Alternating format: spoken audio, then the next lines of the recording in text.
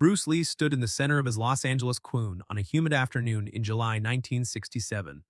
26 years old, 5'7", 135 pounds of compressed purpose wrapped in a simple black training uniform.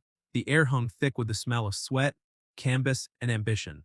Wooden floors creaked under the weight of 600 students arranged in precise rows, their breathing synchronized, their eyes locked on the compact figure who moved through them like water finding its path. 7 seconds, that's all it would take for a proud sensei to learn what mastery really meant. The Kun occupied an old warehouse on Broadway, its high ceilings amplifying every sound. The shuffle of bare feet, the snap of fabric, the controlled exhalation of bodies pushed to their limits. Late afternoon sunlight slanted through industrial windows, cutting the space into bands of gold and shadow. Bruce moved through these light columns as he demonstrated a technique, his body casting fragmented shadows across faces of students who traveled from 12 different countries to train under him. Among them were lawyers and laborers, housewives and Hollywood stuntmen, black belts from traditional schools and complete beginners who couldn't tell a front kick from a side kick. What united them was hunger, a desperation to learn what they Chinese-American martial artists offered that their previous training had failed to provide. Bruce paused mid-demonstration, holding a stance that looked deceptively relaxed.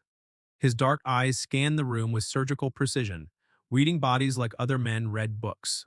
He could see who'd been practicing at home and who'd been making excuses, could identify fear disguised as caution, ego masquerading as confidence. "Flow," he said, his voice carrying without shouting, a controlled tenor with faint traces of Cantonese accent smoothing his English. "Water can flow, or it can crash. Be water, my friend." The students shifted their weight, adjusting stances. A woman in the third row corrected her hip alignment. Two men near the back synchronized their breathing patterns more consciously. Bruce nodded, acknowledging improvements too subtle for most instructors to notice. His school, Jeet Kune Do, the way of the intercepting fist, represented a rebellion against tradition. While other martial arts schools worshipped at the altar of ancient forms and rigid hierarchies, Bruce taught adaptation, effectiveness over elegance, truth over tradition. It made him controversial, made him enemies among those who viewed martial arts as cultural property rather than evolving science. The wooden double doors at the front of the Kuon swung open with deliberate force. Heads turned. The synchronized breathing stuttered, broke. Bruce's expression didn't change, but his spine straightened almost imperceptibly, his center of gravity dropping half an inch. The man who entered stood 6'2", easily 220 pounds, wearing a pristine white GI with a black belt knotted with mathematical precision around his thick waist. His skin was tanned leather, his gray-streaked hair cropped military short. Maybe 45 years old. The embroidery on his GI chest identified his school, Takeshi Yamamoto's Traditional Karate Institute, one of the most prestigious dojos in Southern California. Sensei Takeshi Yamamoto himself. He moved into the Kuon with the bearing of a man who'd never lost a fight, never questioned his superiority, never encountered a challenge he couldn't dominate through sheer physical presence and decades of disciplined training. His footsteps echoed with authority, students instinctively parted, creating a corridor between Yamamoto and Bruce. Silence settled over the space like dust. Bruce remained still, his face a mask of calm curiosity. He didn't speak, didn't bow, simply observed the man approaching him with the same clinical attention he'd given his students moments before. Yamamoto stopped 10 feet away, his arms crossed over his barrel chest. His dark eyes swept the room with visible disdain, taking in the diverse faces, the relaxed stances, the absence of formal ranking systems or traditional ceremony. "Bruce Lee," he said, his voice a deep rumble, heavy with condescension, each syllable precisely enunciated, his English carrying only the faintest accent. "I have heard much about you." Bruce inclined his head slightly. "Sensei Yamamoto, welcome to my school." "School?" Yamamoto repeated the word as if tasting something bitter. "Is that what you call this?" The air pressure seemed to drop. Students exchanged glances. Some who'd trained in traditional schools recognized what was happening, a formal challenge disguised as polite inquiry. Others simply felt the sudden weight of tension pressing down on their shoulders. Bruce's expression remained neutral, but those who knew him well could read the microscopic tightening around his eyes. "What would you call it? A circus?" Yamamoto gestured broadly at the assembled students. "You take money from anyone, teach sacred techniques to people with no discipline, no respect, no understanding of tradition. You mix styles like a child mixing paints, creating mud instead of art, And you dare to call yourself a martial artist? A young student near the front, an 18-year-old kid named Marcus who'd started training 3 months ago, took a half step forward, fists clenching. Bruce raised one hand without looking away from Yamamoto, and Marcus froze. I teach what works, Bruce said quietly. I teach truth. Truth.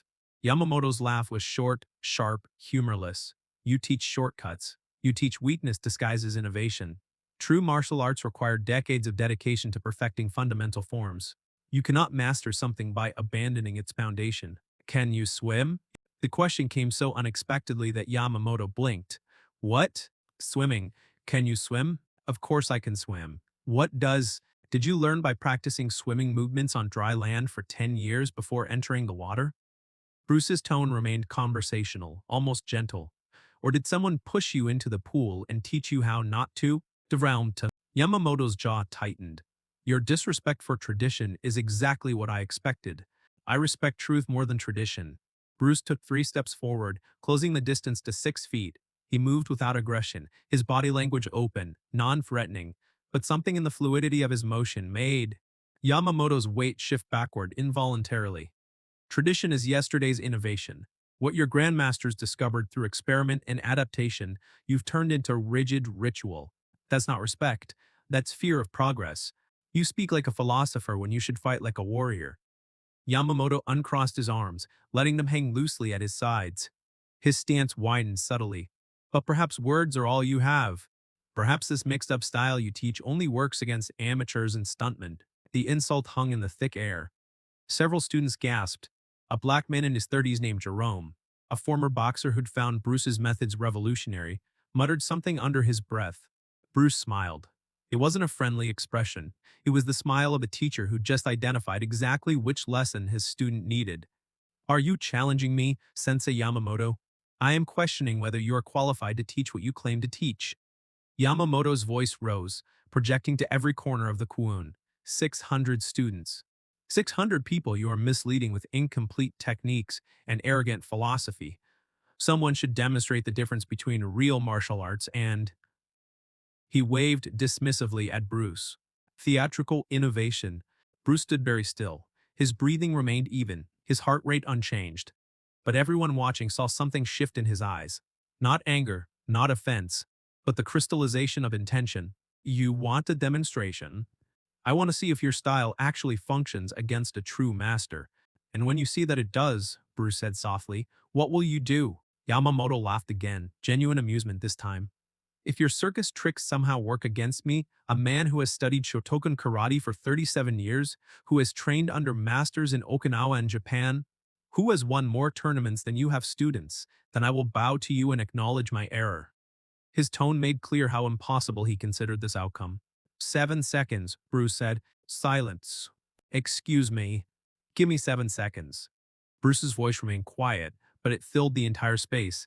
If I can't demonstrate the effectiveness of Jeet Kune Do in 7 seconds, I will close my school and admit that traditional training is superior. The warehouse seemed to hold its breath. Even the dust motes hanging in the sunlight appeared suspended, waiting. Yamamoto stared at Bruce, searching for signs of bluff or bravado, found only calm certainty. 7 seconds. 7 seconds. A slow smile spread across Yamamoto's face. Very well. 7 seconds to prove your revolutionary style works. He moved toward the center of the Kwoon, students scrambling to clear more space. I accept your challenge, Mr. Lee. Bruce didn't move immediately. He turned to his students, his expression softening. Watch carefully. What you're about to see is not about my skill versus his skill. It's about principles versus rigidity. It's about water versus stone. He removed his shoes slowly, methodically, rolled his shoulders once, loosening muscles already perfectly prepared. Then walked to face Yamamoto in the center of the cleared space, 20 feet of worn wooden floor between them. Jerome called out, "You need a timer, Bruce." "Marcus has a watch with the second hand," Bruce said, his eyes never leaving Yamamoto. Marcus. The young student fumbled with his wristwatch, hands shaking slightly. "I got it, Sifu. When I say begin," Bruce instructed, "start counting 7 seconds." Yamamoto settled into a formal karate stance. Weight evenly distributed, hands positioned in classical guard, every angle textbook perfect, decades of training evident in the precision of his positioning. He looked immovable, a fortress built from discipline and repetition. Bruce stood naturally, almost casually, feet shoulder-width apart, hands loose at his sides, spine straight but not rigid. To someone unfamiliar with martial arts, he looked unprepared. To those who understood what they were seeing, he looked like compressed lightning waiting for permission to strike. Ready, Sensei Yamamoto? Ready to educate you, Mr. Lee. The air itself seemed to thicken, pressing down on the 600 witnesses. Nobody spoke, nobody moved. The afternoon sun continued its slow descent, light shifting from gold to amber. Bruce took one breath, deep controlled, his eyes half closed and opened fully. Begin. Marcus's voice cracked, starting now. Yamamoto launched forward immediately, his front leg chambering for a powerful Maiguri front kick, exactly as his decades of training dictated, exactly as tradition prescribed. Fast, technical, correct. Bruce wasn't there. He'd moved 3 inches to the left, his body rotating at the hip. Yamamoto's kick cutting through empty air where Bruce's midsection had been a fraction of a second earlier. Before Yamamoto's kicking foot could return to the floor, Bruce's hand, open, fingers extended, touched Yamamoto's extended arm with what looked like gentleness. The touch became a guide. Yamamoto's forward momentum, already committed to the failed kick, suddenly accelerated beyond his control. His center of gravity shifted catastrophically forward. His arms windmilled, seeking balance that no longer existed. Bruce's leg swept behind him at ankle height, connecting with Yamamoto's supporting leg at the precise moment when 100% of the larger man's weight bore down on it. Yamamoto fell, not gracefully, not with martial control. He fell hard and awkward, 220 pounds of muscle and certainty slamming into wooden floor with a sound like a tree branch snapping. The impact drove the air from his lungs in an explosive grunt. Bruce followed him down, his knee stopping 1 inch, exactly 1 inch, above Yamamoto's throat. His fist, pulled from a strike that had been traveling at full speed, froze 3 inches from Yamamoto's face. The wind from its passage stirred the sensei's short hair. Yamamoto lay completely still, eyes wide, staring up at Bruce's fist, realizing with sudden, terrible clarity that both strike placements, throat and face, would have rendered him unconscious or worse if Bruce had chosen to complete them. 2 seconds, Marcus called out, his voice awed and disbelieving. Bruce remained perfectly still above Yamamoto, his knee hovering, his fist frozen. He wasn't breathing hard, wasn't sweating. His expression showed no triumph, no anger, only the same calm observation he'd shown throughout. 5 seconds remaining in your demonstration, he said quietly, for Yamamoto's ears alone. Would you like me to continue? Yamamoto tried to speak, failed, swallowed hard, tried again. Bruce stood immediately, smoothly offering his hand. Yamamoto stared at it for 3 heartbeats before accepting, allowing himself to be pulled to his feet. His legs shook slightly. His pristine white GI was dusty, scuffed from the floor. Akun remained absolutely silent. Bruce stepped back, creating respectful distance. Sensei Yamamoto, may I offer you some water? The older man touched his throat reflexively, feeling where Bruce's knee had stopped, where death had held back only by control and choice. His hand trembled. Yamamoto's voice came out hoarse. He cleared his throat. I don't understand. You don't understand how I moved so quickly, how I redirected your technique. Bruce's tone held no mockery, only the patience of a teacher addressing a genuine question. Or you don't understand why I stopped. Both, neither, I. Yamamoto looked around Makuan, at 600 faces watching him with expressions ranging from sympathy to vindication to simple curiosity. He looked back at Bruce, and something in his eyes cracked. I've trained my entire life, since I was 8 years old, 37 years of dedication, and you. In 2 seconds, his voice broke. Bruce remained silent, giving space for the emotion he recognized. Not just shock, not just defeat, but the complete collapse of a worldview. The destruction of identity itself. How? Yamamoto whispered. Because I don't fight karate, Bruce said gently. I don't fight kung fu. I don't fight any style. I fight you. In the moment that you chambered your kick textbook perfect, exactly as you were taught, your intention became visible. Your next 3 movements were predetermined by decades of muscle memory. I didn't need to be faster than your kick. I only needed to not be where your training told you I would be. Yamamoto's hands clenched and unclenched at his sides. So everything I've learned, it's worthless. No, Bruce's response came quickly, firmly. Everything you've learned is foundation. But you stopped building. You perfected kata, perfected forms, perfected traditional applications designed for specific scenarios. When the scenario changed, When your opponent moved differently than your training anticipated, your decades of muscle memory became a prison instead of a tool. He gestured to his students. I teach these 600 people, lawyers and stuntmen, beginners and black belts, people from 12 different countries with 12 different backgrounds, to adapt, to flow, to abandon what doesn't work and embrace what does, regardless of where it comes from. That's not disrespecting tradition, Sensei. That's honoring the spirit that created tradition in the first place. Yamamoto stood very still. Bruce could see the man's mind working, restructuring, breaking down walls that had taken decades to build. It was painful to watch, like witnessing a bone reset after healing incorrectly. You could have hurt me, Yamamoto said finally. Badly. Yes. You chose not to. Yes. Why? Bruce smiled. A real smile this time, warm and genuine. Because breaking you would prove nothing except that I'm capable of violence. You already knew I could fight. That wasn't the lesson you needed. You needed to understand that skill isn't about perfecting ancient techniques. It's about perceiving reality clearly and responding appropriately.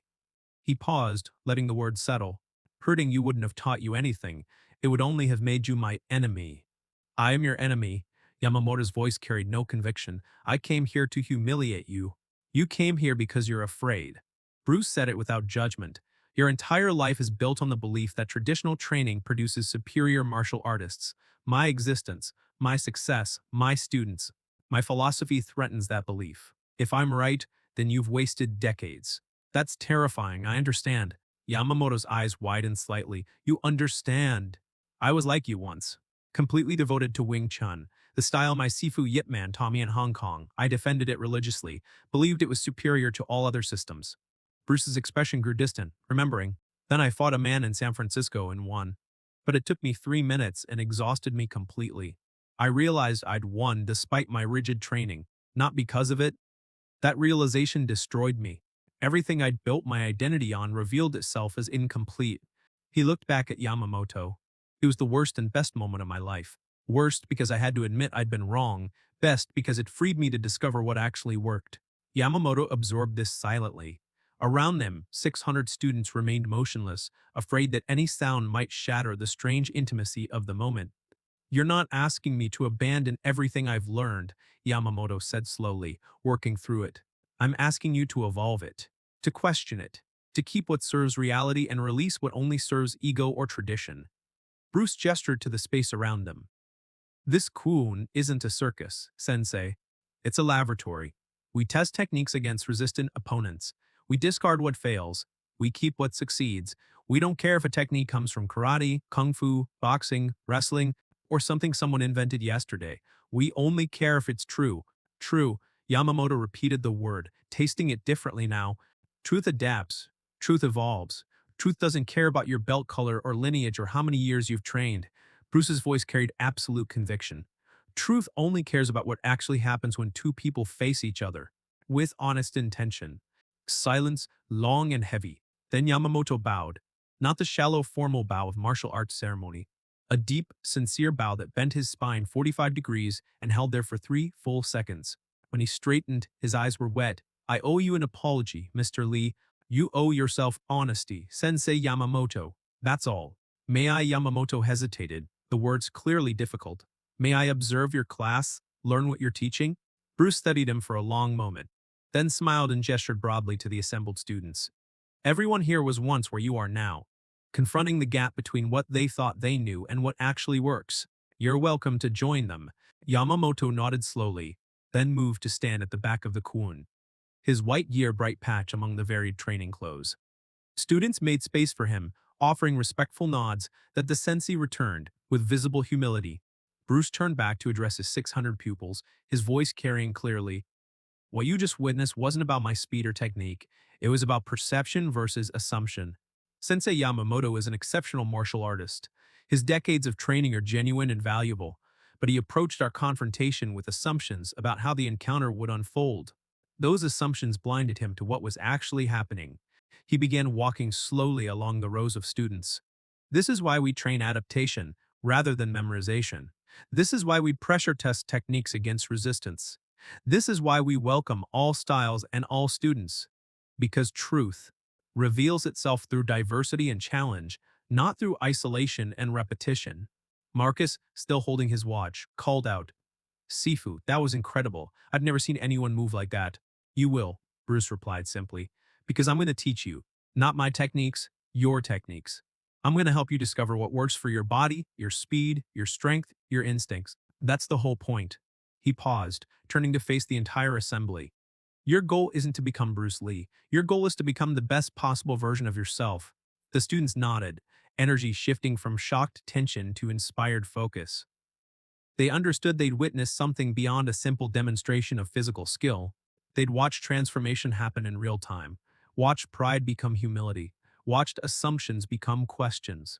Bruce resumed the interrupted lesson, his body moving through techniques while his voice explained principles. Behind him, at the back of the kwon, Sensei Yamamoto watched with the intensity of someone seeing martial arts for the first time. Occasionally, he mimicked a movement, testing it against his decades of training. Sometimes his face showed confusion, sometimes understanding flickered across his features. Hours later, after the other students had left, Yamamoto approached Bruce while the younger man was cleaning the training floor. Mr. Lee, Bruce, please. Bruce, Yamamoto set down his gym bag. I need to ask you something. Of course. When you had your knee at my throat and your fist at my face. Yamamoto struggled to articulate the question. You weren't even breathing hard. You could have continued the demonstration for the full 7 seconds, showed dozens of techniques. Why did you stop after only 2 seconds? Bruce leaned on the mop, considering his answer carefully. Because the point wasn't to humiliate you, Sensei. The point was to crack your certainty just enough that truth could enter. If I'd continued, if I'd spent 7 full seconds systematically dismantling your defense, you would have felt completely destroyed. Your ego would have built walls so high that no lesson could penetrate. By stopping after 2 seconds, by showing restraint, by offering respect even in victory, I left you intact enough to learn. You were teaching me, even while defeating me, especially while defeating me. Bruce smiled. The strongest teaching happens at the moment when ego is most vulnerable. Too much force and you destroy the student. Too little and they learn nothing. I gave you exactly enough to create an opening. Yamamoto absorbed this slowly. Then I told people I was coming here today. I told my students I would expose you as a fraud. His voice carried shame. I was so certain, so absolutely convinced of my superiority.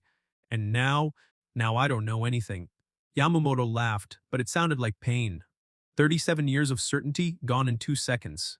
Not gone, Bruce corrected gently. Transformed. You haven't lost your knowledge, Sensei. You've lost your attachment to being right.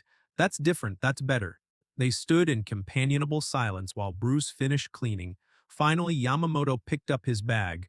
I'll be back tomorrow, he said, if the offer still stands. It stands. Thank you, Bruce. Thank you for your courage, Sensei. It takes more strength to admit you are wrong than it does to break boards or win tournaments. You demonstrated real mastery today, just not the kind you expected. Yamamoto bowed again, deeper this time, holding longer, then left the kwon. Bruce watched him go, noting how the older man's shoulders no longer carried quite so much rigid certainty. How his stride had shifted from marching to walking. Teaching, Bruce had learned long ago, wasn't about winning arguments or demonstrating superiority. It was about creating conditions where others could discover truth themselves. Sometimes that required words, sometimes demonstrations, sometimes just 7 seconds of unmistakable clarity, minus. 3 months later, Sensei Takeshi Yamamoto stood in front of his own students at the Traditional Karate Institute. His white GI crisp and clean, his black belt nodded with familiar precision. But something in his teaching had changed. Today we're going to question everything I've taught you, he announced, watching confusion ripple through the assembled students. We're going to test our techniques against resistance. We're going to discover which movements actually work and which only work because we've agreed they work. A senior student, a man who'd trained under Yamamoto for 8 years, spoke up hesitantly. Sensei, this sounds like that Bruce Lee philosophy. I thought you said his methods were disrespectful to tradition. Yamamoto smiled, a real smile, carrying no arrogance or defensive pride. I said that, yes, I was wrong. Tradition deserves respect, but blind tradition deserves questioning. Today we begin the process of evolving our karate from ritual into reality. He spent the next 2 hours systematically pressure testing classical techniques, encouraging students to move unpredictably, to resist, to expose weaknesses. It was uncomfortable. Several students struggled with the challenge to everything they'd internalized, but others, especially the younger ones, lit up with recognition, finally given permission to question what had never made practical sense. After class, Yamamoto's senior student approached him privately. "What happened, Sensei?" "You've changed." "I got humble," Yamamoto replied simply. "It only took 2 seconds." He never told the full story of his encounter with Bruce Lee, never described the specific humiliation of being swept so effortlessly, of lying on the ground staring up at controlled destruction. But word spread anyway, through students who knew students, through the interconnected network of martial artists throughout Los Angeles. Some traditional masters dismissed Yamamoto as having been corrupted or weakened. Others grew curious about the philosophy that could transform a 37-year karate veteran in minutes. Bruce's school continued to grow, not just in numbers but in diversity. Traditional masters began visiting, cautiously at first, then with increasing openness. 5 years later, when Bruce Lee became an international film star and cultural phenomenon, Yamamoto watched Enter the Dragon in a Los Angeles theater. During the famous mirror room scene, where Bruce fought with fluidity and adaptation against rigid opponents, Yamamoto smiled and whispered to himself, "Be water, my friend." He understood now. Finally understood what Bruce had been trying to show him that afternoon in the Cool One. Not that traditional training was worthless, not that decades of discipline meant nothing, but that the highest expression of mastery was the willingness to remain a student, to stay flexible, to flow. When Bruce died suddenly in 1973 at 32 years old, Yamamoto wept. He attended the funeral in Seattle, standing quietly among thousands of mourners who'd been touched by Bruce's philosophy. He didn't speak, didn't share his 2-second encounter with the master, simply stood with his head bowed, grateful for the brief window of teaching he'd received. Later, much later, when students asked Yamamoto about his greatest lesson in martial arts, he always told the same story. "I fought Bruce Lee once," he would say. "It lasted 2 seconds. In those 2 seconds, I learned more than I'd learned in the previous 37 years. Not because he defeated me, any strong fighter could have, but done that. But because he defeated me and then taught me why, because he had the strength to show restraint when violence was expected, because he understood that breaking someone's body proves only physical capability.